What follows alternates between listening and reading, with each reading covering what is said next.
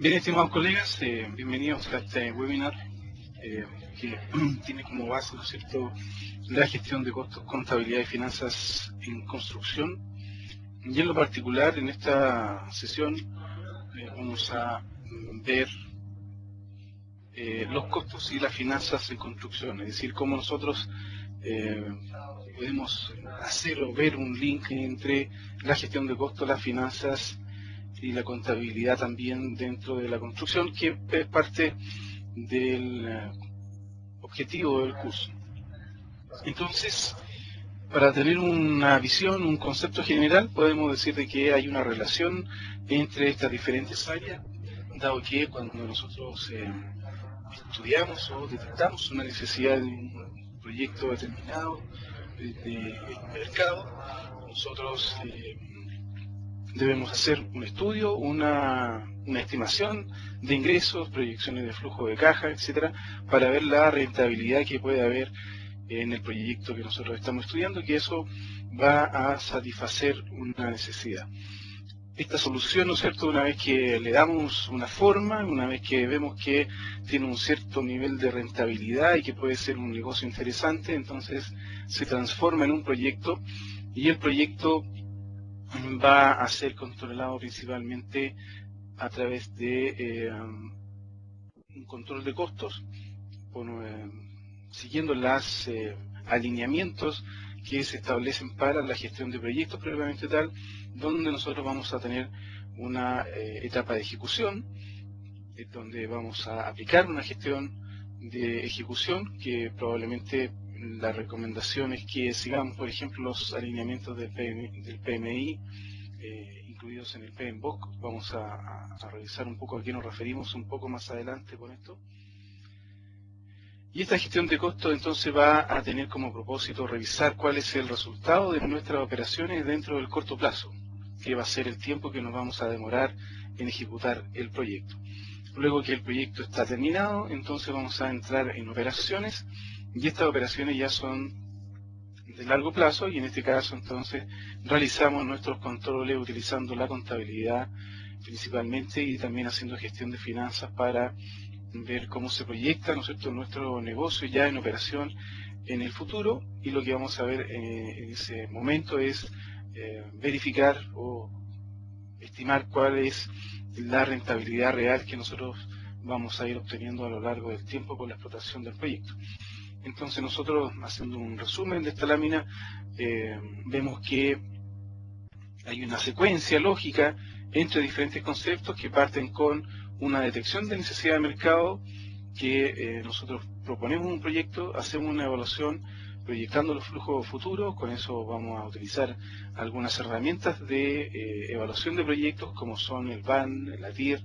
el periodo de recuperación de inversión, entre otros. Luego vamos a implementar el proyecto, en el cual vamos a hacer mediciones de corto plazo para verificar con respecto a un presupuesto de inversión de construcción, de puesta en marcha. Y finalmente, una vez que entramos en servicio, vamos a ocupar principalmente contabilidad y también herramientas de finanzas para verificar, para registrar, ¿no es cierto?, cuáles son nuestros costos reales, y también para verificar cuál es la proyección de la rentabilidad real de nuestro negocio y verificar si efectivamente, ¿no es cierto?, estamos cumpliendo lo que originalmente evaluamos en lo que inicialmente, ¿no es cierto?, se denominan factibilidades económicas. Ahora, teniendo en vista este concepto, donde partimos por el mercado, naturalmente va a ser interesante entender cuál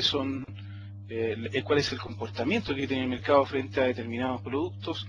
Y también dentro del curso entonces nosotros vamos a verificar algunas tal vez leyes, entre comillas, de cómo funciona, de cómo opera el mercado, dependiendo de la variación de la oferta, la variación de la demanda, y también eventualmente algunas circunstancias específicas o especiales que pudieran afectar el libre equilibrio, digamos, de la necesidad con la oferta. Entonces, para comprender estas curvas y cómo se mueven los precios, cómo se cómo se proyectan los precios dependiendo de las diferentes variaciones o condiciones de mercado que podamos encontrar, deberíamos nosotros de entender cómo funciona entonces la curva de la demanda, que está en pantalla, que es una curva con pendiente negativa y que básicamente significa que las personas, ¿no es cierto?, el mercado está dispuesto a adquirir mayor cantidad de productos en la medida que este producto va disminuyendo su precio. Entonces, a menor precio, mayor cantidad que está el mercado dispuesto a consumir. Por su parte, y en forma contraria, tenemos la oferta, que va a ser como concepto que en la medida que va subiendo, ¿no es cierto?, el precio, el oferente va a querer vender mayor cantidad de unidades en el sentido de buscar un mayor ingreso, una mayor utilidad. En la curva de la demanda busca una mayor economía, ¿no es cierto?, en la adquisición de los bienes, y desde el punto de vista de la oferta lo que busca es una mayor rentabilidad. Entonces, estas dos curvas, cuando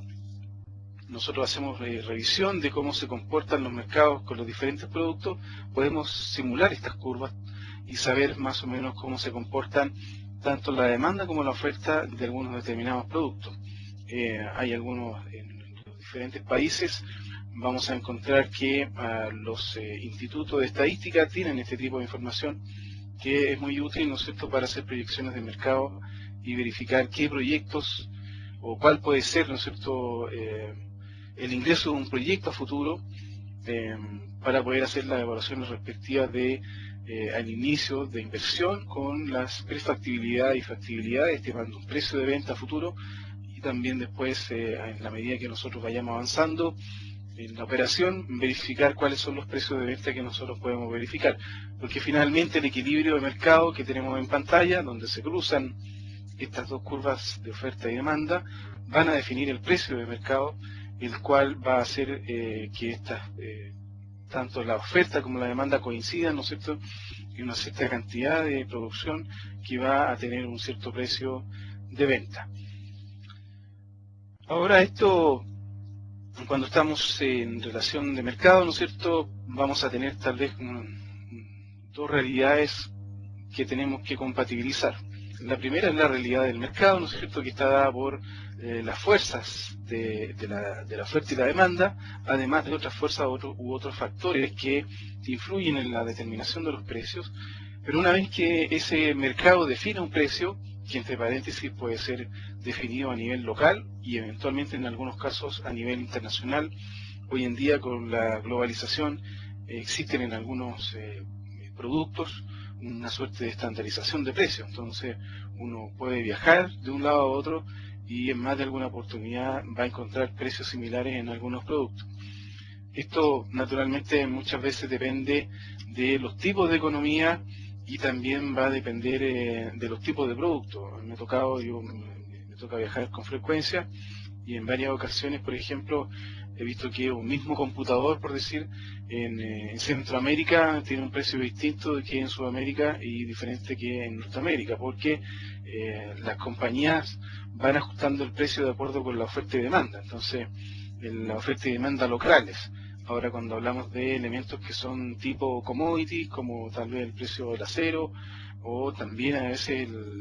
a nivel de combustible, vemos una cierta tendencia a valores similares en los diferentes mercados.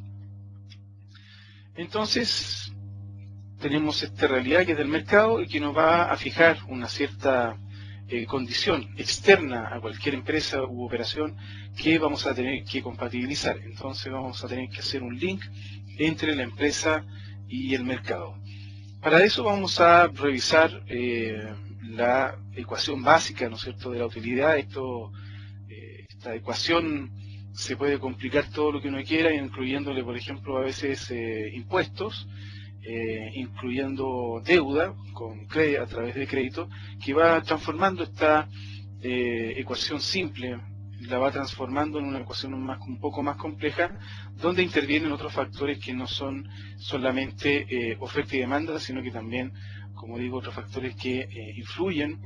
en las utilidades finales y tienen relación con el pago de impuestos y también con el pago de intereses en caso de crédito. Entonces, en la ecuación simple vamos a tener que las utilidades van a ser iguales al precio de venta menos el costo medio. Ya el costo medio va a ser el costo promedio de nuestra producción a diferentes niveles o cantidades de producción. Y de esto nosotros podemos decir también que el precio de venta va a ser igual al costo medio más las utilidades. Ahora, en esta ecuación lo que nosotros vamos a ver es que en general, de acuerdo con las perspectivas de mercado, nosotros deberíamos de tratar de buscar el mejor resultado posible tratando de aumentar las utilidades. Esto lo podemos hacer, como vemos en la primera ecuación, de dos maneras, o aumentando el precio o disminuyendo los costos y eventualmente, ¿no es cierto?, también una combinación de ambas estrategias. El precio de venta se puede aumentar en la medida que nosotros vamos generando un respaldo de marca en nuestra actividad, de tal manera de que nosotros empezamos a cobrar o a fijar precio en función de nuestro valor de marca también, que puede estar asociado, por ejemplo, a nivel de cumplimiento de plazo, a nivel de estándar de calidad. Si nosotros vendemos, digamos, elementos, si estamos en construcción, edificaciones, construcciones de diferente tipo, ya sea industrial, habitacional o comercial. Si nosotros vamos adquiriendo un cierto prestigio, un cierto nombre en la calidad de lo que nosotros hacemos, podemos aumentar el precio. Si nosotros no somos capaces de generar un valor agregado dentro de nuestro producto, difícilmente vamos a poder afectar el precio, y lo que vamos a tener que hacer es aumentar nuestra eficiencia y por lo tanto disminuir nuestros costos de producción, dado que, ¿no es cierto?, nuestras utilidades la podemos mejorar aumentando el precio o disminuyendo los costos. El aumentar el precio tiene el riesgo de que, si estamos en mercados competitivos, como naturalmente no es la construcción, podemos quedar fuera de mercado con nuestros productos. Ahora, si nosotros, como digo, estamos vendiendo marca, eventualmente podemos atender a lo que se denomina nichos, ¿no es cierto?, de mercado, que son mercados más selectivos, y por lo tanto podemos mantener un precio alto. Ahora, bajo cualquier modalidad que nosotros pensemos de mejorar las utilidades, siempre disminuir el costo de producción va a ser una buena alternativa. Y este costo medio lo vamos a eliminar, lo vamos a bajar, ¿no es cierto?,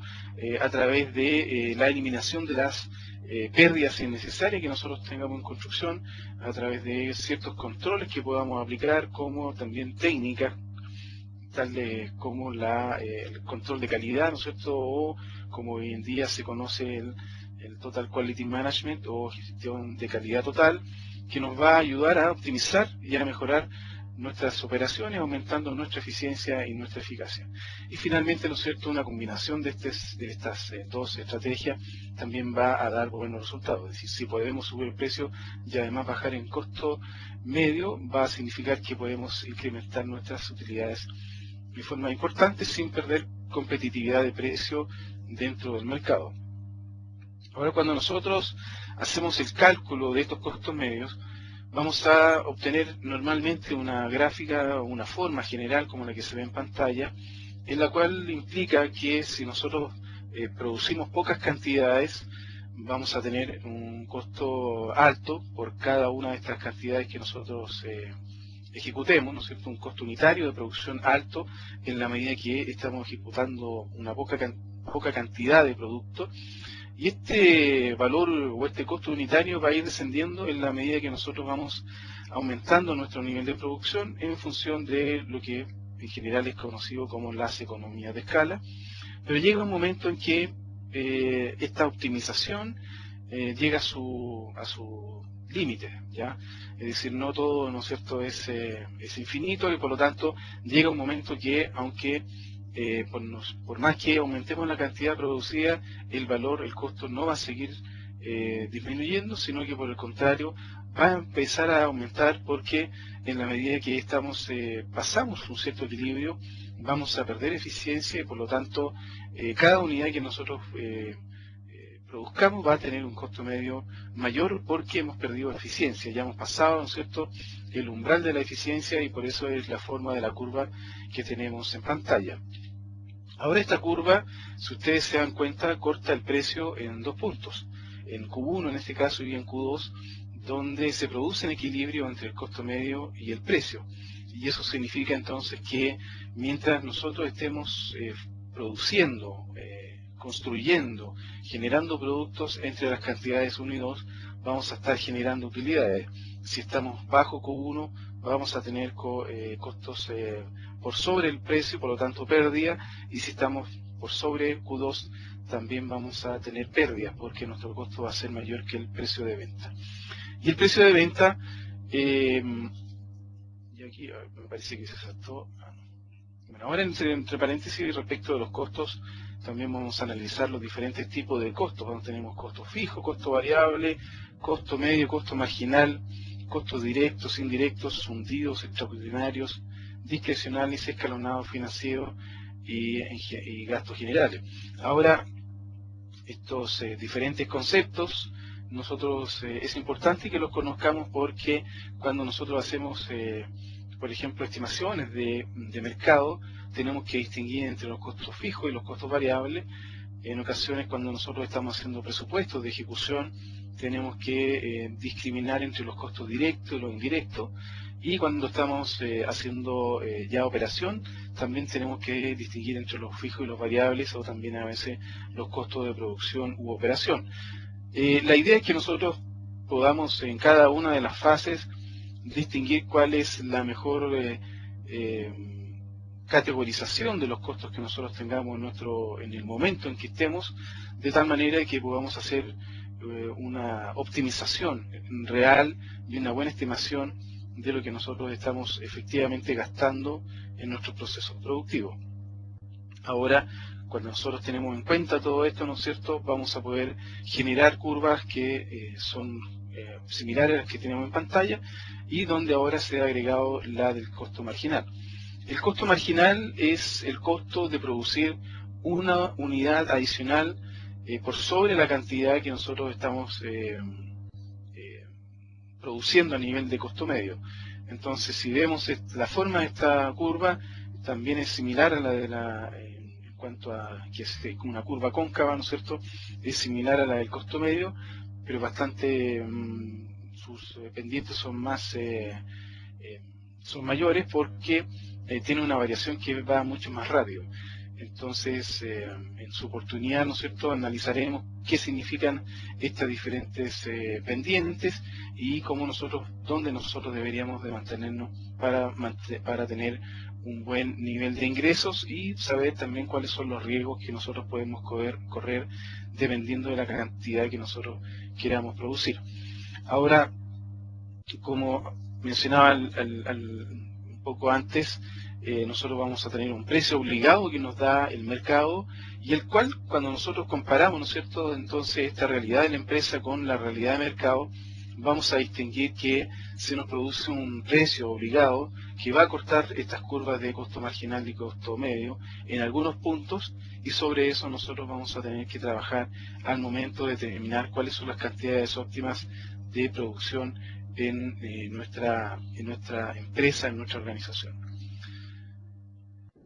Entonces hemos visto cómo, en forma rápida, ¿no es cierto?, cómo partimos con el mercado, cómo se va generando este equilibrio. Luego hemos visto cómo pasamos a los proyectos en función de determinar precios de venta y operación, y ahora seguimos entonces con los proyectos, en la relación entre proyecto propiamente tal y operación. Desde proyecto y operación, nosotros vamos a ver que los proyectos en general, de acuerdo con la definición del PMI, el PMI es el Project Management Institute, que es una organización internacional que se dedica a la estandarización o a la edición de normas relacionadas o estándares relacionados con la gestión de proyectos en diferentes áreas, y también el PMBOK, que es la guía para la dirección de proyectos, que es el estándar específico que se aplica en la gestión de proyectos. Entonces, algo importante que nosotros siempre debemos destacar en este tipo de actividades, de que un proyecto es un esfuerzo temporal que se lleva a cabo para crear un producto, servicio o resultado único. Esto hace de que los proyectos en general entonces sean, cada uno, ¿cierto?, sea una especie de mundo aparte, ¿no es cierto? Cada uno tiene su propio resultado y por lo tanto va a tener que ser gestionado en una forma exclusiva, individual. Nosotros cada vez que generemos un proyecto vamos a tener que adecuar nuestro sistema de gestión a el proyecto en particular en el que nosotros estemos. Y por lo tanto eso hace de que en general la construcción y la gestión de proyectos en construcción sea un poco más compleja de realizar que en otras industrias, porque cada vez que nosotros hacemos una construcción, cada vez que nosotros generamos un proyecto, vamos a estar sujetos, ¿no es cierto?, a nuevas condiciones de borde, a nuevas condiciones climáticas, de trabajo, de diseño. Inclusive si nosotros tenemos, por ejemplo, dos edificaciones que sean iguales, ya el hecho de construirlas en puntos distintos, aunque arquitectónicamente sean iguales, lo más probable es que tengamos que hacer modificaciones en las fundaciones, tengamos que hacer modificaciones en los accesos, algunas modificaciones en los servicios. Por lo tanto, ya algo que originalmente parecía similar, parecía igual, en la realidad, en la práctica, finalmente no lo es, y por lo tanto, cada vez que nosotros hacemos un proyecto, tenemos que adecuar nuestra gestión al mismo. Entonces, como mencionaba el Project Management Institute en su página web, indica que es una asociación de miembros sin fines de lucro, líder en el mundo de la profesión de dirección de proyectos, con más de 700.000 miembros acreditados y voluntarios en prácticamente todos los países del globo, y promueve la defensa a nivel mundial por la dirección de proyectos que se funda en normas de acreditaciones globalmente reconocidas, el extensivo programa de investigación y las oportunidades de desarrollo profesional. Depende del área, la certificación de Project Management Professional o profesional certificado en dirección de proyectos tiene mayor relevancia o no. Por ejemplo, en áreas como la computación o la técnica de la información, las tecnologías de la información, que inclusive tal vez son las impulsoras de la generación de este organismo. Para ellos es muy importante la certificación. El mundo de la tecnología trabaja mucho más que el mundo de la construcción con certificaciones de diferente tipo, y por lo tanto tiene a veces diferente grado de influencia, pero yo diría que la construcción está incorporándose cada vez con mayor fuerza la necesidad de tener algún tipo de certificación en dirección de proyectos, dado que el nivel a veces de dispersión que tienen los proyectos en cuanto a cumplir sus plazos y sus presupuestos en general es bastante alto, y mucho de esto se debe a que los procesos que nosotros incorporamos en la ejecución de los proyectos en ocasiones no siguen una estandarización, y por lo tanto cada vez que hacemos un proyecto lo hacemos de forma distinta, además de las propias condiciones que el proyecto puede requerir dada esta individualidad que tiene, digamos. Entonces, si a esa individualidad además le agregamos una falta de estandarización en los procesos, significa que tenemos un alto riesgo de incumplimiento. Ahora el PMBOK, que es el Project Management Book of Knowledge, o la guía para la dirección de proyectos, establece y indica 10 áreas de gestión, ¿ya?, en las cuales son aplicadas en todos los proyectos, y también estas 10 áreas de gestión están compuestas por procesos que finalmente son los que forman entre su conjunto, ¿no es cierto?, un sistema de gestión de proyectos, un sistema de dirección de proyectos. Este sistema se forma entonces con la unión de diferentes procesos que están divididos en un principio en la diferente etapa o ciclo de vida de un proyecto, partiendo desde el inicio, pasando por la planificación, la ejecución, monitoreo y control y cierre. Entonces todas estas 5 fases de desarrollo de un proyecto mezclado, ¿no es cierto?, en una tabla de doble entrada con las diferentes áreas de gestión que están en pantalla, que en términos generales incluyen diferentes conceptos que nosotros tenemos que abordar en forma específica en cualquier proyecto, que van en este caso desde la integración hasta la gestión de los relacionados o de los interesados en un proyecto. Toda esta estructura, ¿no es cierto? Cada vez que nosotros hagamos un proyecto deberíamos de aplicarla de tal manera de que estandaricemos el proceso de gestión de proyectos, disminuyendo el riesgo de gestión. Vamos a mantener siempre un cierto nivel de riesgo asociado al proyecto, a su propia naturaleza, pero la idea de la estandarización de la gestión es empezar a disminuir todos los riesgos que podamos tener desde el punto de vista de la implementación de los proyectos, de su ejecución, a través de la estandarización de su proceso. Ya la estandarización lo que va a hacer es ayudarnos a aumentar nuestra eficiencia en todas las actividades que son de gestión, que son de apoyo, y naturalmente como consecuencia también las actividades que son propias de la ejecución de cualquier proyecto. En lo particular, dentro de esta área de gestión está la gestión de costos del proyecto, la cual tiene relación entonces con la verificación, el control, el seguimiento del cumplimiento de los presupuestos que nosotros establecemos para la ejecución de un proyecto. En su oportunidad vamos a ver tanto en términos generales el sistema completo de gestión de proyectos que propone el PMBOK, y además vamos a entrar en el detalle de lo que propone el PMBOK para los efectos de la gestión de control de costos. En relación con la gestión de control de costos, lo que nosotros vamos a hacer son principalmente dos funciones. La primera es establecer un presupuesto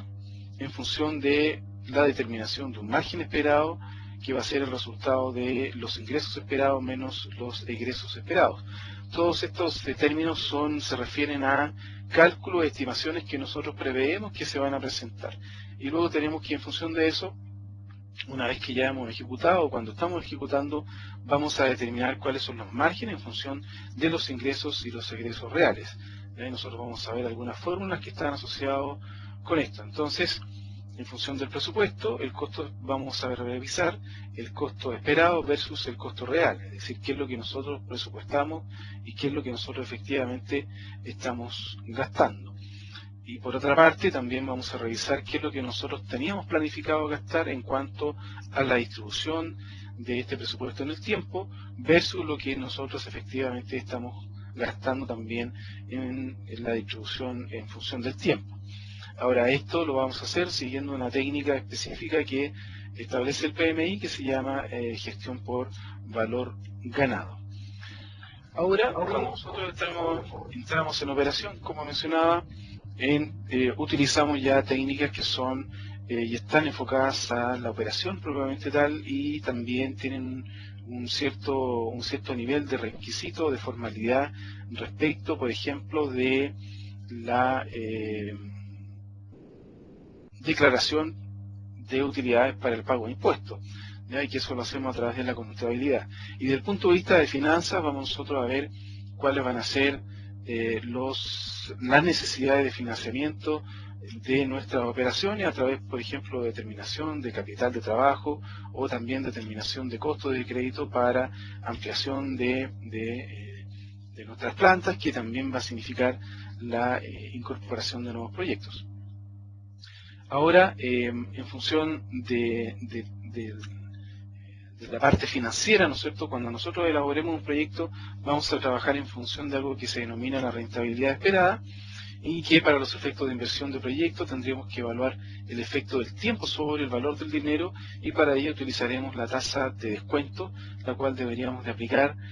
para traer al valor presente los flujos de ingresos que se puedan generar en un proyecto luego de su entrada en operación en el futuro. Ya, entonces, esta rentabilidad esperada, nosotros vamos a revisar cómo calculamos lo que se denominan los flujos descontados, de tal manera que nosotros podamos valorar a la fecha presente, ¿no es cierto?, a valor presente, cuáles son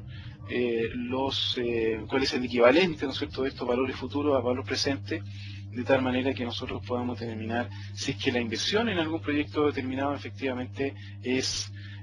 rentable o no, y por lo tanto si es que el proyecto lo ejecutamos o no. Y esta rentabilidad esperada la mediremos, entre otros métodos, en función del valor actual neto, la tasa interna de retorno, y también que ambas, digamos, son conocidas como BAN y TIR, y también vamos a ocupar otras metodologías que a veces son menos conocidas, pero también son tan significativas como las que hemos mencionado. Ahora, en general, nosotros cuando hablamos del valor del dinero, hablamos que tenemos un valor futuro. Cuando nosotros, por ejemplo, hacemos una inversión y queremos saber cuánto va a generar en el futuro, nosotros, por ejemplo, podemos calcular de que si colocamos $1 a una tasa del 9.05% durante el periodo de 8 años, vamos a tener al final de este periodo $2. Entonces nosotros $1 en un periodo de 8 años a una tasa del 9.05% lo duplicamos en un periodo de 8 años. Ahora, estos tipos de cálculos nos van a servir entonces para nosotros determinar si las inversiones que nosotros estamos pensando efectivamente van a ser rentables de acuerdo con nuestras estimaciones. Cuando nosotros estamos en operación, entonces vamos a tener que realizar registros obligados que están impuestos, ¿no es cierto?, por regulación, de acuerdo con cierta normativa e indicaciones. Vamos a revisar durante el periodo del curso a qué se refieren cada uno de estos elementos, pero vamos a tener en términos generales que utilizar el libro de inventario y balance, el libro diario, el libro mayor y también libros auxiliares de caja, banco, registro de venta, registro de compra, registro de fondos para pago en efectivo y otros según la necesidad de la empresa. Vamos a ver algunos de estos, los más importantes, cómo se llenan, cómo se realizan, dado que en general nosotros si trabajamos en el proyecto debemos entender cómo funciona desde el inicio, desde la prefactibilidad hasta la puesta en servicio y operación cualquier proyecto, de tal manera de que tengamos un buen dominio de todas las variables que tienen relación con los presupuestos y costos. Otro elemento importante que es parte de lo que vamos a revisar son los estados de resultados, que finalmente nos van a decir si un negocio en particular está generando utilidades o no, y algo que vamos a revisar también son la aplicación de lo que se denominan los ratios financieros, con los cuales nosotros vamos a poder hacer análisis de los balances y de los estados de resultados y de los estados de flujo de caja, de tal manera que nosotros podamos proyectar cuáles son las tendencias que tiene una determinada empresa, un determinado negocio en su actual. Ahora, como les mencionaba, nosotros esta ecuación que teníamos al principio, que era la utilidad igual al precio de venta menos el costo, la vamos a ir complicando, como decíamos, cada vez un poco más, y vamos a tomar en cuenta también cuál es la influencia de los impuestos dentro de estos cálculos para verificar cuáles son en algunos casos nuestra producción real, cuál es nuestra rentabilidad real, porque algo que nosotros podemos hacer en la empresa es utilizar, ¿no es cierto?, ciertas combinaciones de crédito con capital propio, de tal manera de que nosotros podemos optimizar, pero esos negocios esas operaciones son de tipo financiero y no reflejan necesariamente cuál es el grado de eficiencia que nosotros tenemos en nuestras operaciones. Entonces la idea es que nosotros podamos distinguir de alguna manera estos conceptos, de tal manera de que, o de tal forma que si nosotros nos toca en algún momento verificar o revisar algún balance, esto se pide con frecuencia cuando nosotros contratamos a empresas, en ocasiones se piden cuáles son los estados financieros para verificar el nivel que a veces se llama el nivel de sanidad de la empresa, sanidad económica, en el sentido de saber cuál es la estabilidad de la empresa para pagar sus deudas, cómo se proyecta en el futuro, cómo utiliza sus fondos, cómo utiliza, si reinvierte o no sus utilidades, etcétera. Entonces todo esto lo vamos a revisar a lo largo del curso y tiene relación, como decía en un principio, entre lo que corresponde al mercado, los proyectos y cómo nosotros aplicamos diferentes técnicas en las diferentes fases para poder saber cuál es el nivel de rentabilidad, el nivel de retorno que podamos tener. Ahora, para los efectos del curso en lo particular, nosotros vamos a tomar en conocimiento los conceptos y herramientas de gestión de costos en el marco del PMI, tomar conocimiento de los aspectos más relevantes del área de finanzas y tomar conocimiento de los aspectos más relevantes del área de las prácticas de contabilidad. Los contenidos específicos del curso, que se divide en 12 sesiones de 3 horas cada una, con sesiones virtuales como la que estamos en este momento, en tiempo real y también en forma diferida.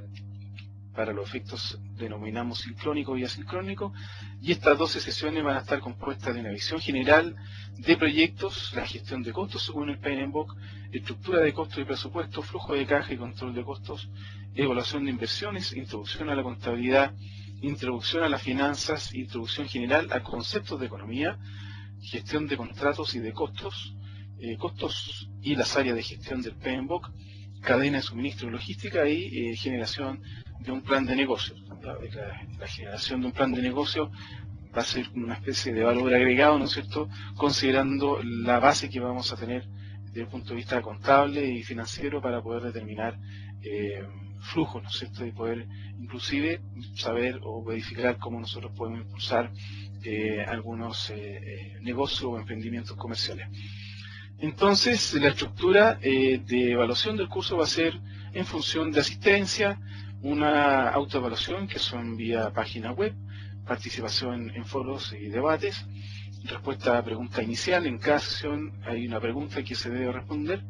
y también vamos a tener trabajo individual o grupal, normalmente es grupal, y una evaluación final que también es online. Y cada uno de estos eventos va a tener las ponderaciones que se muestran en pantalla. Ahora, las ventajas de obtener una certificación con BS Group son que BS Group es un Registered Education Provider, lo cual significa que es una organización que cumple con los rigurosos estándares de calidad y efectividad del Project Management Institute,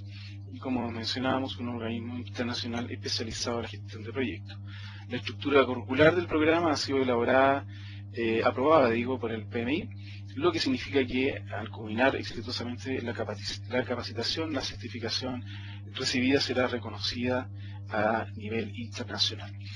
La plataforma de trabajo de ese grupo posibilita la comunicación sincrónica y asincrónica, lo que mencionaba, o como ahora tiempo real y también diferido,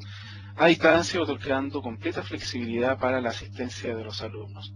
La posibilidad sincrónica permite la comunicación directa entre los alumnos y el relator, facilitando la posibilidad de intercambio de experiencias, tanto en el campo teórico